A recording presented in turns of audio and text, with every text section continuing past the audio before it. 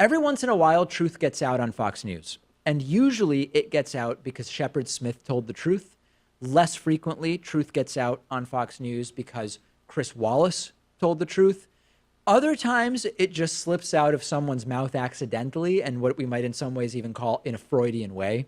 Fox and Friends was anxiously and excitedly reporting about the arrival of their hero, Donald Trump, in Singapore to make big boy negotiations with Kim Jong-un. When Fox and Friends weekend host Abby Huntsman, I guess they sort of have like their D team on the weekends, I'm not really sure.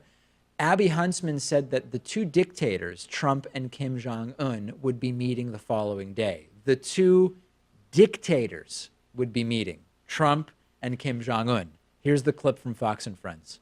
There is the President of the United States, Donald Trump, about to walk down those stairs, stepping foot in Singapore as we await this historic summit with the North Korean dictator, Kim Jong-un. Anthony, talk to us about this moment. I mean, this is history. We are living, regardless of what happens in that meeting between the two dictators, what we are seeing right now, this is history.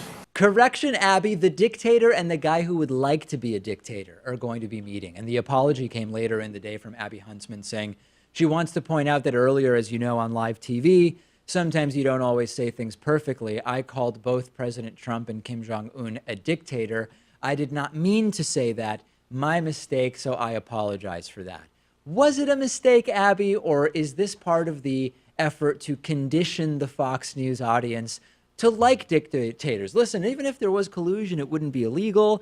Listen, even if Trump was a dictator, that's not necessarily a bad thing as long as he's a conservative dictator who we like. Probably just a slip up. I'm mostly joking, but a very funny one. Trump is not a dictator. He would like to be one. He's actually having a hard time getting people to do what he wants, especially foreign leaders who are way smarter than he is. And I guess what we can say is in the United States, we still do have the rule of law, at least on paper.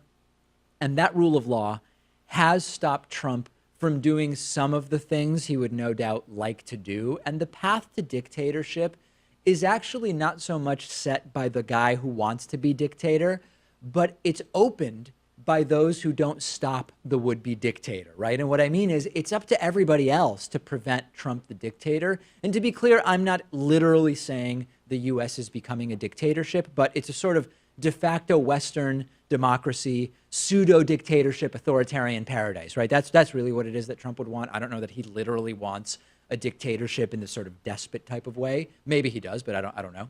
And I was thinking it's actually really working in our favor that Trump doesn't know how government works, because if Trump knew how government worked, he would be way better at manipulating it to his advantage and to the obvious detriment of the American people. And I'm reminded of a bit of Edward R. Murrow's writing on this. Edward R. Murrow wrote, as quoted by A.M. Sperber in Murrow, His Life and Times, quote, "If a deceived or confused public is betrayed into creating or allowing to be created an America in which it loses faith, democracy will not survive."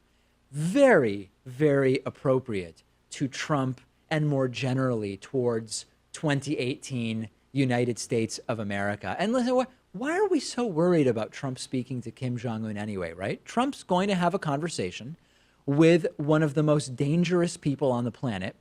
And the worst possible outcome, after all, is only nuclear war. I don't know why anybody would really be so concerned about that. It's going to be fine. I don't know why anybody would be skittish about this meeting we will know about very, very soon. Send me your thoughts. I'm on Twitter @DPakman.